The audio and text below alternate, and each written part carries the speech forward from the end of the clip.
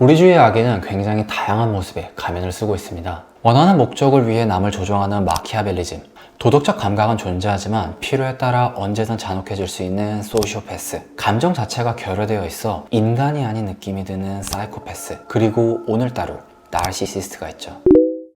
먼저 악인 중에서 나르시시즘 많이 가지고 있는 특징이라는 것은 무엇일까요? 사이코패스, 소시오패스, 마키아벨리즘은 범죄와 직접적인 연관성이 있는 악인이에요. 이들은 살인, 강도, 사기와 같이 법적인 테두리를 벗어나는 범위에서 다른 사람들한테 피해를 끼치거든요. 그래서 이들의 얼굴은 주로 범죄자이거나 악당의 얼굴을 가지고 있어요. 하지만 나르시시스트는요, 범죄자의 모습보다는 빌런의 모습을 가지고 있는 존재예요. 이쁜 거 다 한때야, 주위에서 띄워준다고 해서 신나지 마, 어차피 그거 별로 안 가, 이런 말들이 대표적으로 나르시시스트가 하는 말이거든요. 이 말들이 범죄의 영역인가요? 그건 아니죠. 근데 중요한 것은 이런 말들, 굉장히 사람 속을 긁는 말들이죠. 즉, 이들은 자기애에 빠져서 다른 사람들을 정신적으로 괴롭히고 정신적으로 착취하는 사람들이에요. 통계적으로 봤을 때 사이코패스는 1%가 될까 말까, 소시오패스는 4%인데 나르시시스트는 6%로 비율적으로도 가장 많은 수를 가지고 있어요. 단지 인스타 스토리를 올리기 위해서만 나를 만나는 친구, 자신의 무능을 부하 직원에게 전가하는 직장 상사, 이유 없이 다른 사람을 뒷담하고 다니는 사람, 이런 사람들이 바로 나르시시스트예요.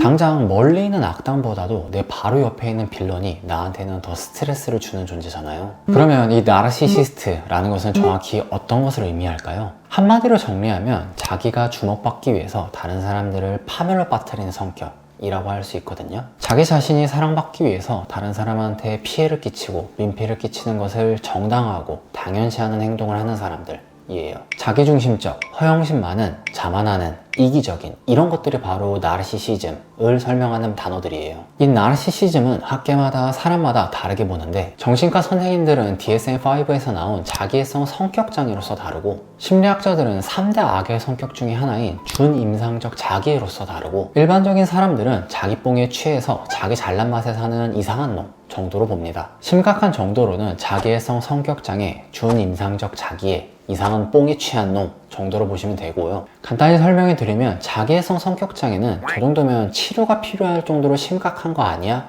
이 정도고, 준임상적 자기애는 성격장애까지는 아닌데 그래도 약간 쟤 좀 이상한 거 아니야? 정도로 볼 수 있고, 일반적인 사람들의 입장에서는 자기 뽕에 취해서 지 자랑하고 다니는 이상한 놈이구나, 재밌는 놈이구나 정도로 이해하시면 됩니다. 제가 비록 심리학 전공하게 안 생겼지만 저는 심리학을 전공한 사람이기 때문에 여기서 말하는 나르시시스트 라는 것은 준임상적 자기애를 의미하고요, 성격적으로 특이점을 가진 사람들이다 정도로 이해하시면 될 것 같습니다. 이 나르시시스트는 크게 봤을 때 두 가지로 쪼개질 수 있는데요, 바로 과대적 나르시시스트와 취약한 나르시시스트이죠. 그리고 이번 영상에서 다룰 것이 바로 이 취약한 나르시시스트입니다. 네, 기본적인 정리가 끝났고요. 그러면 이제 본론. 이 취약한 나르시시즘은 어떤 사람들일까요? 내연적 나르시시스트, 조용한 나르시시스트라고도 불리는 이들은 처음에는 이 사람 나르시시스트라고? 아닌 것 같은데? 라는 생각이 드는 사람들이에요.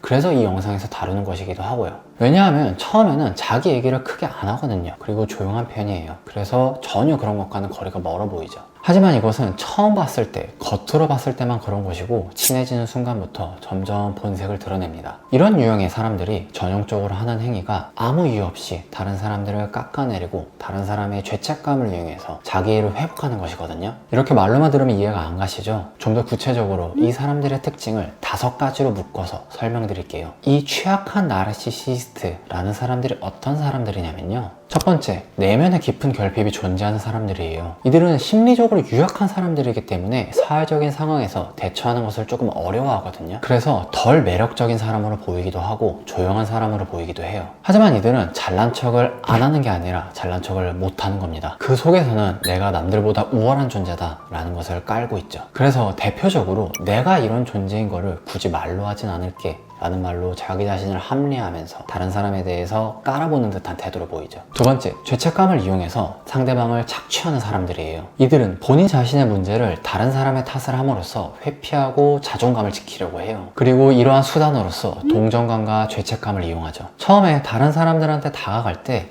자신의 상처를 노출하고 자기 자신을 불쌍하고 연약한 존재임을 각인시켜요. 그리고 타인이 자기에게 호감을 보이는 순간부터 그 사람을 감정 쓰레기통으로 이용하죠. 대표적으로 난 너밖에 없는데 너가 날 배신하면은 너는 정말 쓰레기야. 네가 노력해야지 내가 바뀔 수 있는 거야 라는 말로써 타인을 착취하고 이용하죠. 세 번째, 항상 핑계를 대요. 이들은 내가 문제일 수도 있다 라는 것을 절대로 인정하려고 들지 않아요. 다른 사람들한테는 그렇게 인색하면서 자기 자신한테는 한없이 관대하죠. 노력이 부족한다고 할지라도 나는 어쩔 수 없었다 라는 식으로 스스로를 포장해요. 그래서 본인의 불행을 남한테 자랑함으로써 자존감을 지키려고 하는 열등 컴플렉스를 가지고 있죠. 대표적으로 내가 대학만 잘 나왔으면 좀만 이뻤다면 나는 성공했을 텐데, 내가 이렇게 된 건 내 부모 탓, 내 친구들 때문이야, 내가 잘못한 건 없어 라는 말로써 스스로를 다독이죠. 물론 그것은 실제로는 핑계일 뿐이고요. 네 번째, 은근히 돌려서 아무 이유 없이 상대방을 깎아내려요. 이들 역시 나르시시스트이기 때문에 마찬가지로 다른 사람이 자기보다 잘 나가는 것을 좋아하지 않아요. 다른 사람이 뛰어난 것은 곧 자기의 무능을 증명하는 것 이라는 뒤틀리고 왜곡된 생각을 하고 있기 때문이죠. 근데 내현적이기 때문에 대놓고 다른 사람들을 비판하지 못하니까 은근히 돌려서 깎아내리고 위해주는 척을 하면서 깎아내려요. 대표적으로 해보지도 않았으면서 저거 별거 아닌데 저거 사실 과장된 거고 거짓말 하는 거야 라는 말로 상대방을 이유 없이 깎아내리죠. 다섯 번째, 보여지는 모습에 지나치게 집착해요. 이들은 남들 눈에 자기가 어떻게 비치는지 그것을 굉장히 의식하거든요.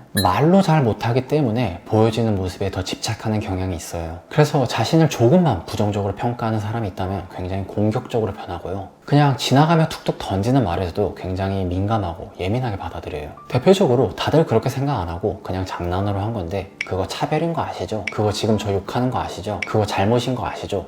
라고 하면서 계속 물어뜯는 사람이에요. 이 다섯 가지의 특징을 정리하면 결국에는 자신의 우월성을 드러내고 싶지만 현실적으로는 그러지 못하니까 다른 사람의 착한 마음을 착취함으로써 자존감을 지키는 사람이에요. 이게 바로 내연적 나르시시스트입니다. 여기까지 들으셨으면 이런 생각할 수 있어요.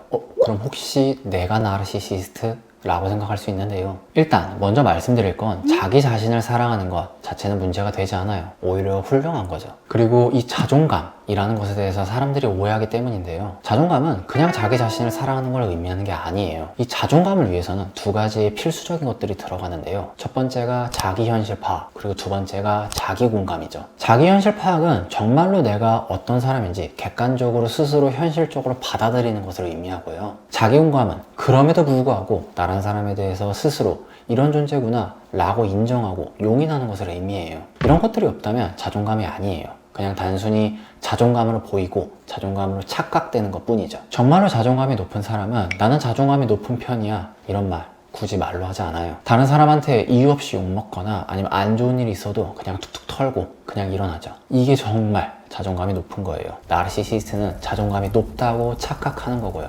그러니까 내가 나르시시스트 아니야? 라고 걱정이 되는 분은 딱 이것만 생각하면 됩니다. 나라는 존재의 가치가 낮게 평가가 된다고 할지라도 내가 그것을 받아들일 수 있는가? 정말로 용인 못할 정도로 난 못 참는가?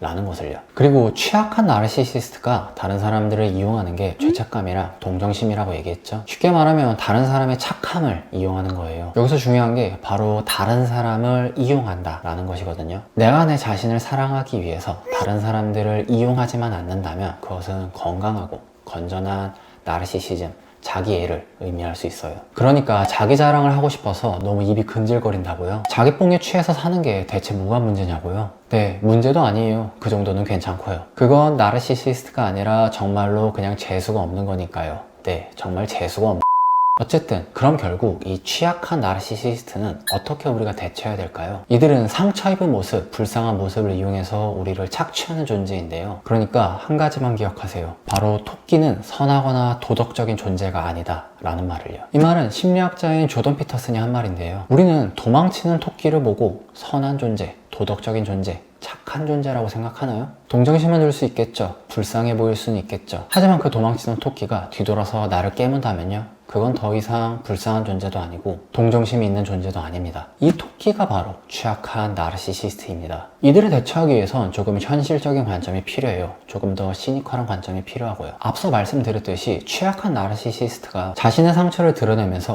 호감을 얻은 이후에 내가 잘 안 되면 너 때문이야. 나는 그러려고 그러는 게 아니야. 내가 이렇게 됐는데 도와주지 않으면 넌 정말 나쁜 사람이고 배신자야. 라는 말로 우리를 속아내거든요. 그러니까 이 죄책감을 내려놓아야 됩니다. 정말 자기 자신을 사랑하는 사람이라면 절대 다른 사람들한테 피해를 끼치지 않고 내 감정의 주인은 자신인 걸 알기 때문에 다른 사람의 탓을 하지도 않아요. 그러니까 시니컬하게 차갑게 가고 그리고 표면 위로 문제를 직접적으로 꺼내야 됩니다. 그건 너의 일이고 내가 관여할 바는 아니야. 당신이 그렇게 된 게 내 탓이라고 볼 수는 없어. 내가 잘 되는 게 너의 자존감을 깎아먹는 것은 아니야. 다른 사람들한테 은근히 돌려서 나를 까거나 무시하는 말을 하지 말아줘 와 같은 말들을 해야 취약한 나르시시스트로부터 나를 지킬 수가 있어요. 우리는 절대 도망치는 토끼를 보고 선하거나 도덕적인 존재로 보지 않습니다. 그리고 성인이 된 이후로는 자기 자신을 책임지는 것은 다른 누구도 아닌 내 자신이고요. 그렇게 그 사람이 그렇게 된 건 내 탓이다 라고 말할 수는 없다고요. 그리고 애초에 내가 그러한 영향을 끼칠 수 있다 라고 생각하는 것 또한 오만이고요. 그러니까 취약한 나르시시스트가 나를 괴롭히고 있다면 현실적으로 주의에 대해서 생각해 보세요.